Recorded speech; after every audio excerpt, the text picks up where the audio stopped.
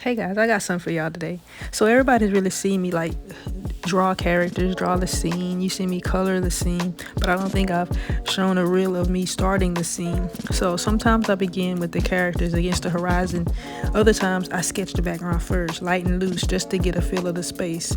I got something for you. Come check out my process. Thinking back when I first hopped on here and started drawing some of these scenes from my book, it was crazy. I just started drawing stuff and then everything started coming together. I still have pages to color. All of these are pages that you may have seen and may have not seen that I still have to color. So we got a lot of work to do. This was one of those spreads I could already see before I even started sketching. Starting off with this page, I laid down my horizon line and picked a strong focal point just to anchor everything before I got too deep in the details. From there, I added some loose guidelines to shape out the environment and get a feel for how the characters would move with the space.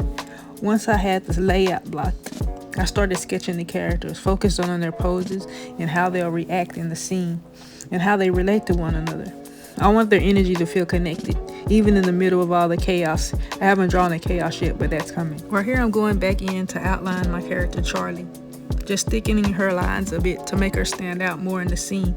I usually do this after the initial sketch to help guide where the eye goes on the page. I wanted that feeling of stepping into something wild and sweet at the same time, so I started by blocking out the horizon low to give everything above it that wide open look. And then after looking at it for a while, I went back and raised the horizon line a little bit more. I drew it too low and that wasn't the effect I was trying to get, so when I updated that, everything flowed better. The creatures trailing behind the kids running were super fun to sketch. I exaggerated their emotion to add a little bit of chaotic energy to the scene. The flying candy, that was all about movement. I wanted the eye to follow those little bursts of color and texture across the page. Layering the elements like the ice cream, the puddles, and the candy confetti gave it that like sugar rush feeling.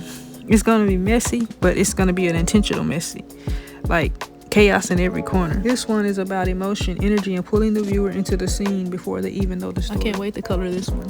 FYI, you may not be able to see too much of the candy and the chaos in the background and the foreground because I didn't really draw that heavily. I drew it really light because I'm going to add more in and I wanted to be sure it lays really well before I start shading too much. I'll probably do another video on this once I get to that point and closer to the coloring process, but for now, this is the start of how I draw a scene.